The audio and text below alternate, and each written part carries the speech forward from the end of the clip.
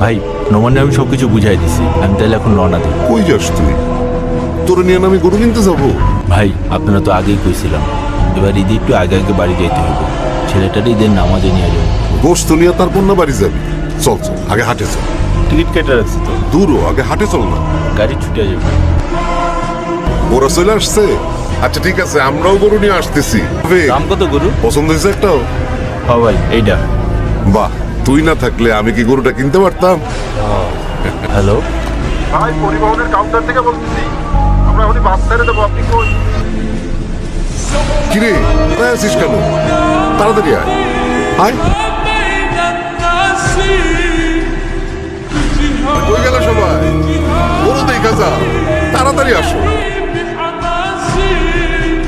আব্বু আমাদের গরু। বাবা তুই? আমি কিছু করি নাই, তোর ভাবির কাজ।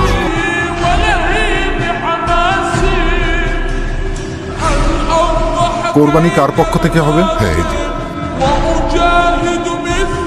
মোহাম্মদ জালাল আহমেদ, পিতা মরহুম কবির আহমেদ। মোসাম্মদ রোকসানা খানম, পিতা শারাফত হোসেন। মোহাম্মদ রফিক, পিতা মোহাম্মদ কাউসার মিয়া। ভাইজান আরে তুই তো আমার ভাই, তোরে সারা কোরবানি দিই কেন? ঈদ মোবারক ভাইজান।